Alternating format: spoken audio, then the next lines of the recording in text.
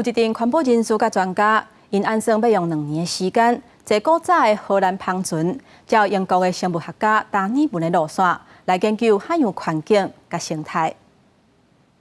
为越过大西洋了，达尔文200全球航行探险队来到上重要的一站——里约热内卢。英国的生物学家演化论的创立者达尔文，在19世纪时阵得到英国皇家军舰小纳肯号出发，进行5年的科学考察之旅，有真侪新的发现。200年了的今仔日，一定环保人士甲专家坐着105年历史的荷兰帆船，进行2年的全球航行。 The objective of this is to train tomorrow's best young conservationists.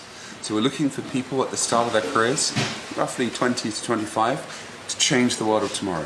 得到达尔文的卡波，达尔文200全球航行探险队总共会停留32个港口，研究当地海洋、珊瑚礁、海藻、海岸等生物甲环境。 Esta experiencia va a ser súper desafiante porque yo vengo del área de los mamíferos marinos y de la oceanografía física. Entonces ahora voy a tener que aprender y que está súper bueno como sobre estos corales invasores, sobre tortugas marinas. Así que estoy súper entusiasmada de aprender algo nuevo y de aportar desde mi disciplina, ¿cierto?, a esta problemática y aprender de los colegas de acá. Overfishing has completely depicted our fish stocks in the ocean, so the more we overfish, the less food there is in the ocean for animals like whales.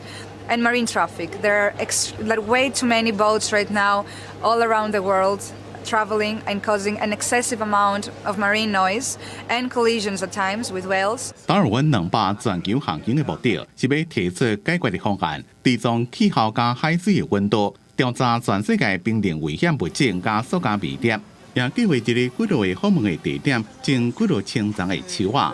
计划创办人麦克弗森讲，在航行的2年内，所有的实验、研究项目加讲座的活动，拢会向全世界直播。公司新闻新乐配编译。